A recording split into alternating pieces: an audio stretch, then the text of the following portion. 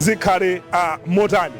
Akomasa sokoleza ntchito za malonda town ino ya Limbe. Akuluakulu aboma pakadali pano sanalankhule komano sikutadatenga chilolezo ku city kapena ku polisi koma zizangoyamba koma polisi ali pena paliponse kukupatsani chithunzithunzi chomwe muchili mtown ino mopanda kukondera mopanda kuti khutu la munthu limve zokomera za mtundu wanji koma mmene zinthu zilili town ino ya Limbe. Ndimafotokoza kunena kuti ndimafotokoza tifuna tingosuntha pamene pali anthu amene akutitsatira kuti asatitsatire ndithu kuti adanena kuti malonda amenewa mwezi wa Disemba khala anthu akugula amene amagulira mwezi wa Disemba koma zikuoneka kuti izi sizidatheke sizidachitike mmene makafufu wathu anali dzulo komanso anzathu akulilongwe adayenda kumva kuti kodi zimenezi zachitika.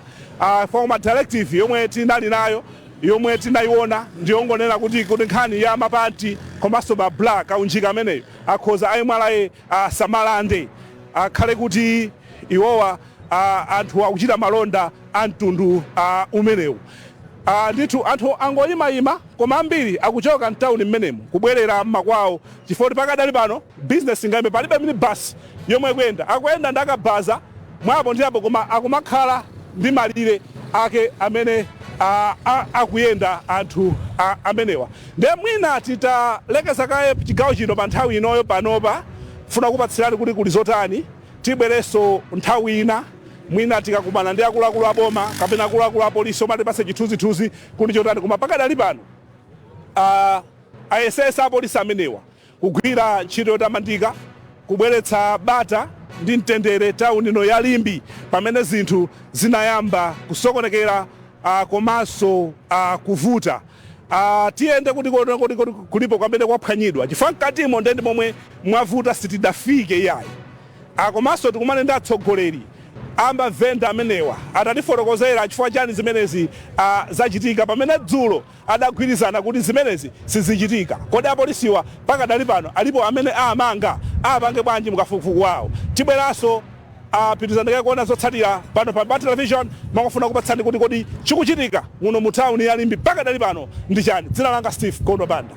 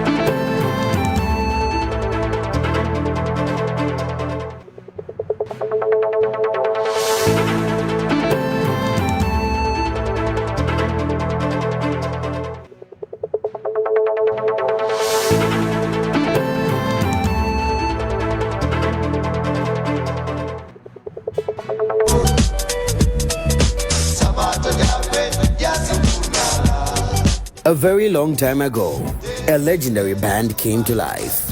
24 years later, Team Entertainers is bringing them to the capital city. The legendary Makasu Band, going back in time this coming Sunday, the 2nd of March 2025, from 4 p.m. till later, at Lero Lounge in Airwing, behind Mount Mary Filling Station, 100 meters after Eden Estates.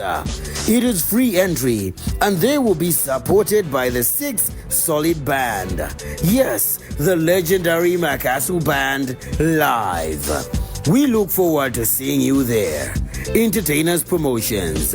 Imitated but never echoed. Ndondomeko yolipirira ena Kanema M'manja.